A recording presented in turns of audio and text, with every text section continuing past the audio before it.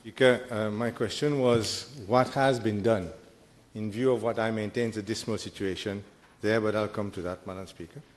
I'd like to ask the Minister whether she's aware that this fantastic university that has won a Bidon Leadership Award, whether she knows that that university is ranked 239th, not in the world, Madam Speaker, in Africa. Behind University of Ouagadougou, behind whatever, everywhere in Africa, this university is 7,700 worldwide and 239th in Africa. What is being done to upgrade this university? Madam Speaker, I have just mentioned that all tertiary institutions should be aiming at improving the state of affairs as far as quality is concerned. University of Technology Mauritius has been set up some 17 years back. It is growing and it is doing fairly well. Now, I have just mentioned all the measures that are being taken at the level of the administration of the university and at the level of my ministry to provide the necessary scaffolds for the university to continue upgrading its capacities. Now, if you talk about ranking of universities, then we can go and try to look for each and every university that has been set up over the past 50 years. You'll find that the ranking does not come up solely on output results, but also on facilities, research capabilities, and a number of other items. So, Madam Speaker, I still maintain that the University of Technology has still a long way to go, has still improvement to take and make, but still it is doing fairly well. In the same ranking, the University of Mauritius is 51st. So we can do better. Even in Africa, it's terrible. We used to be first in Africa everywhere, except for universities. Madam Speaker, I'd like to ask the Minister what is being proposed to reverse the fall in student enrollment, which I understand has fallen by 20% in March 2017 compared to March 2016. Madam Speaker, in Mauritius, we're having a demographic decline. We all know that the student population is declining, and this is related to demography. Secondly, we must say that at the level of the UTM, they've taken measures to improve on their entry requirements. And in fact, even the ministry has given instructions that as from this year onwards, that entry requirements have to be upgraded. So normally, when we take up such measures, we do expect that the number of entries would decline. And we mustn't forget that the tertiary education landscape is changing in Mauritius, and that today we have about 60 tertiary education institutions, and obviously there will be a sharing of the student population. With the fall in student enrollments, the university itself is in jeopardy. I'd like to ask the Minister, she has said the economic conditions or requirements are being upgraded. I understand that now the university is enrolling students with only one A-level. Madam Speaker, as from this year, we have already given instructions to all tertiary institutions to ensure that all degree courses enroll students having 3 A-levels, 3 A-level, GCU A-level, or 2 A-levels, 2 subs, or 3 A-levels plus 1 subsidiary. And this is the case for all degree courses. As for diploma courses, 2 A-levels, or at times, in certain cases less, is accepted depending on the course being dispensed. This must be something new. Madam Speaker, I'd like to ask the Honourable Minister whether she's aware that the university advertised 6 courses which had not been approved at all by the Academic Council, took the money of the unfortunate students who wanted to study, never gave the money back, and of these 6 courses, only 2 were finally approved by the Academic Council. Madam Speaker, the Tertiary Education Commission is following the situation closely, and they are taking necessary measures to ensure that no students are penalized in any way.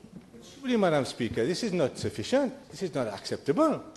These people have paid for the courses, and disciplinary action should be taken against whoever is responsible for this mal done. Madam Speaker, I am advised that in reality all the programs for the March 17 intake have been approved by the Academic Council. I want to know whether the 6 courses in the health sciences were in fact, because we can come back on this, if you are being misled, we can come back on this. Whether the 6 courses were advertised, none of them had previously been approved by the Academic Council, which is a requirement, no, you are not, and only 2 were finally approved. Madam Speaker, I'm aware of this particular case, and I've been told that there was, in fact, a technical problem in the procedures, and eventually it was rectified.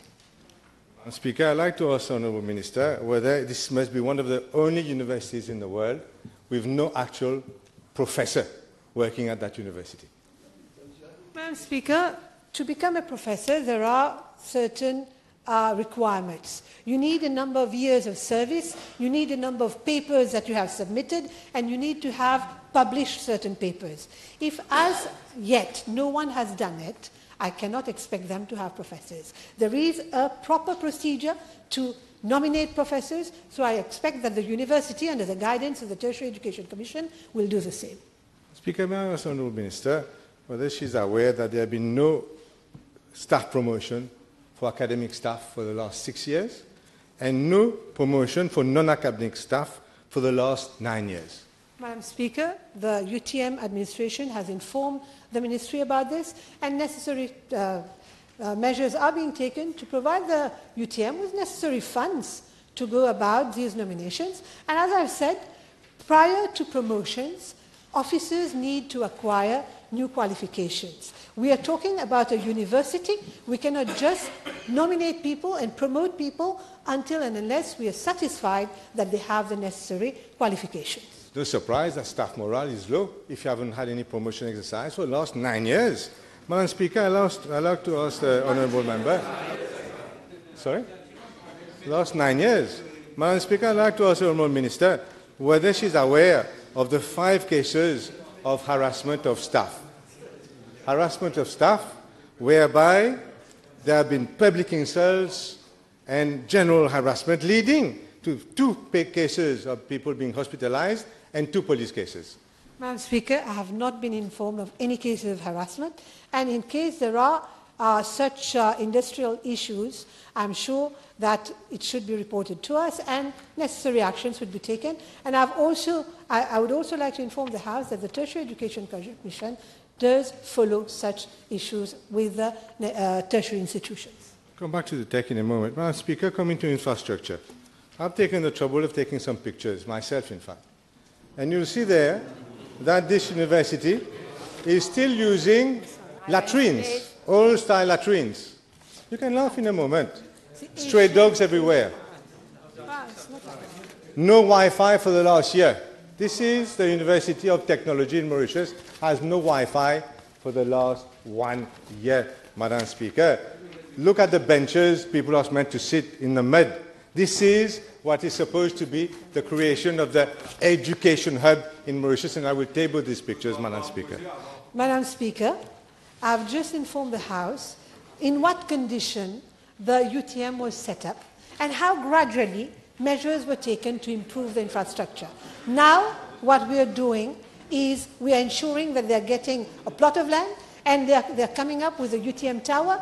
So things we have to give time. I do agree that the conditions are not ideal, but then we are a young country and UTM is a university that has been set up only 15 years back, so I cannot expect everything to get perfect overnight. And I'd like to add, Madam Speaker, that all the improvements that have been brought to the UTM have been brought over the past 2 years. And I cannot make for the 15 years.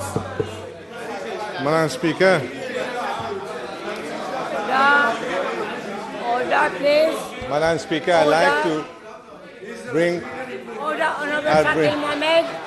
I'd like to bring to the attention of the Minister Don't make provocations. that as at today's date, with only 1 month left to the end of the budget year, only 2 million of the capital budget has been spent up to now. Is she aware of that? Madam Speaker, all infrastructural programs, all infrastructural projects have to be done following procedures. If procedures sometimes take time, we have to abide by it. Is the Honourable Minister aware that in 5 offices belonging to the staff of UTM, there is no electricity, including in the office of the Director General herself, and they're using extension at the University of Technology. Madam Speaker, Please, I'm drawing your attention several times now. Madam Speaker, since we're talking about Wi-Fi, I'm informed that there are 5 new hi-fi spots that will be operational this week at the university. Talking about this week, so you have the information. Honourable Leader of Opposition. Madam Speaker. You ask your question from a sitting position. Please don't interrupt the Honourable Minister. Madam Speaker, as far as electrical supply is concerned, in fact, the UTM does have its electrical supply. And as I've mentioned earlier, maintenance work has to be carried out. I am happy to see that the Wi-Fi is coming this week, thank God. Now, let me tell you something else. There are no printers, no photocopiers for student use. The equipment at the UTM, the software is so outdated that nobody can use it. It doesn't match with everything else. I mentioned the stray dogs. The projectors are broken. No, it's a disaster. Ask for information, ask your question. Don't provide information. Speaker, it's a complete disaster. Madam Speaker, I've just mentioned in my answer that procurement procedures are being undertaken for procurement of office equipments for the office work as well as for students. Speaker, if the Minister, who has never, if the Honourable Minister, if the Honourable Minister, sorry, Honourable Leader of Opposition. Honourable Leader of Opposition, please. Did you make any remarks on the chair? If you did, I'll ask you kindly to withdraw it.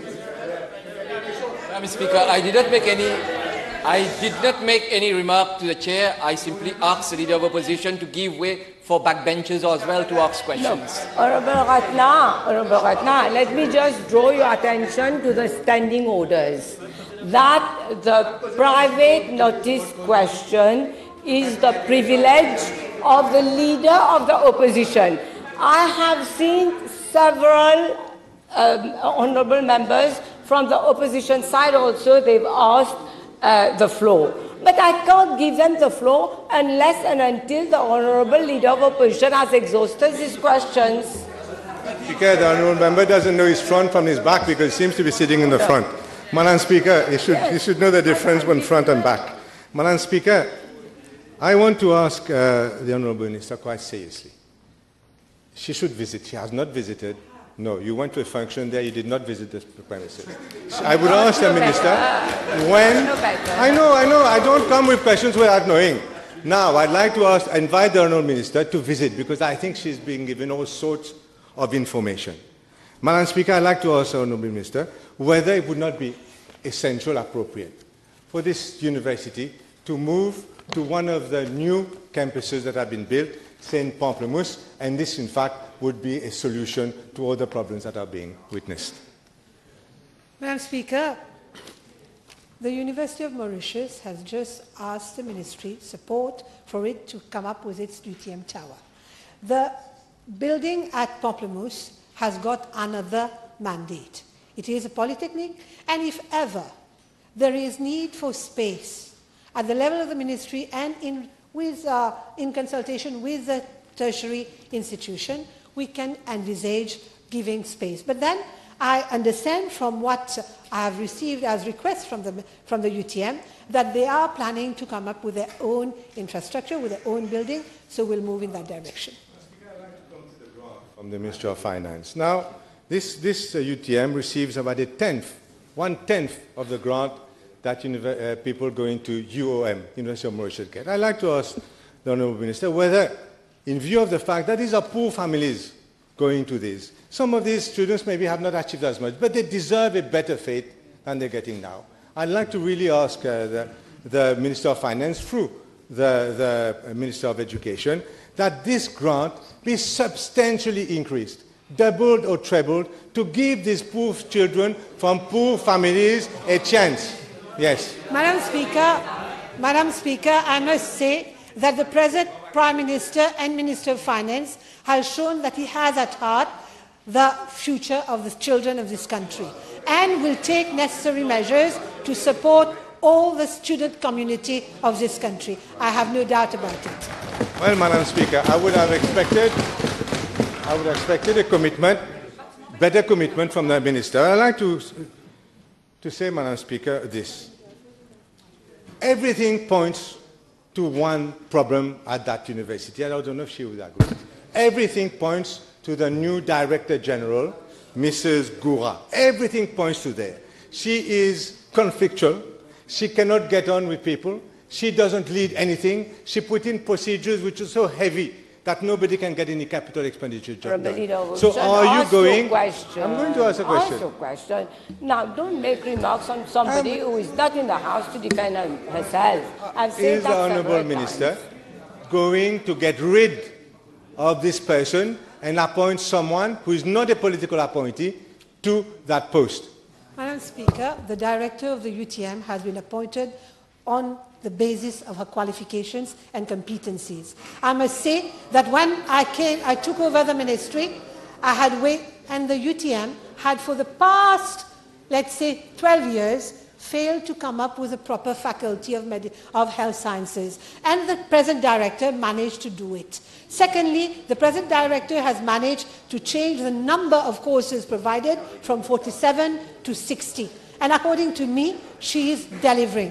Now, it would be unfair for me to stand in this House and to point a finger at one individual for all problems and issues that are at the UTM when she has been there for only 2 years, and the problems listed by the Honourable Leader of the Opposition dates as far back as 10 to 20 years. So 10 to 15 years. So, Madam Speaker, let's be fair and let's be true to ourselves. I think that such comments on behalf of the Leader of the Opposition, on the Director of the UTM, are totally unwarranted. I'd like to ask the Honourable Minister whether she's aware that this Director General comes to work at noon every day. Madam Speaker, I'm not aware of that. Thank you, Madam Speaker. I get the feeling that the papers which are sent to the Honourable Minister by the staff are they correct? Exactly. There are 6 courses which have been published. You just mentioned the Faculty of Health. Are you aware that there is a course which is called Diploma in Pharmacy Technician, which was advertised in December 2016 without the approval of the Academic Council? The Director of Tech had to intervene and reprimand the Director General for her action. And this course was subsequently approved. What is your question? What is your question? No, I have to... No. On the 22nd of March, given you time to explain. Up to date, students have paid their fees. This course is not what is your question? Madam Speaker, I've just mentioned in my answer that there was a procedural problem with regards to these courses, that the Tertiary Education Commission has done the necessary, and this shows, as mentioned by the Honourable Member, that the Director of Tech did intervene. It shows that we have a system, a regulatory body that is functioning properly, that wherever there is some maldon, some mistake, that the Tech will take charge and will redress the situation. Is the Honourable Minister aware that the UTM Act provides that the accounts of the UTM and a report must be laid annually on the table of the Assembly, and for years this has not been done? I thank the Honourable Member for drawing my attention on that, and we'll make sure that this is done. Thank you, Madam Speaker. It is clear from all the answers that the Honourable Minister has given that the students of UTM are not benefiting and are not having a proper place where education is being dispensed, neither in terms of equipment, neither in terms of quality. Also question. In the light of such decrepit situation that's being described under her watch, would she consider that all those students who are not being given what they are paying for, that they be refunded all the fees that they paid, in the light of not taking advantage and abusing those students and playing with their future and throwing their future aside, which she's doing? Madam Speaker, then I would request the Honourable Member to mention also whether we should ask for refund for over the past 15 years. Thank you, Madam Speaker. Madam Speaker, can the Honourable Minister confirm that on the 23rd of December of 2016, the Cabinet took note that UTM would be added to the list of institutions that is going to be added and recognized by the Medical Council for dispensing high-level courses in health sciences? And if that is not indication of success and prosperity, then what it is? I totally agree with the Honourable Member. Yes, Honourable Banerjee. Can I ask the Honourable Minister whether she is aware that there is no communication whatsoever between the student unions and the Director General? So can I ask the Honourable Minister what actions she intends to take to improve communication between the unions? At the university, this is very important. Academic freedom is very important. And we need that, and this is totally absent due to the attitude of the Director General. Madam Speaker, I'm informed that the management of UTM has had meetings with the student unions. Yes. Last question, Honourable Leader Vocation. Madam Speaker, I'd like to ask the Honourable Minister, in view of the fact that there are about 3,500 students, basically from poor families studying there, in view of the fact that on this side we agree that the situation is terrible, she's saying that the situation apparently is fine. The Prime Minister has a right under the law to appoint an inquiry. Once again, I'll ask you to ask your question, please. Prime Minister has a right to inquire, to appoint an inquiry. Will she at least, so that the future of these poor students are not jeopardized, at least agree on the Prime Minister setting up an inquiry to see who is telling the truth? Madam Speaker, whenever we feel that the need will arise, the government will take the necessary decision. Time is over.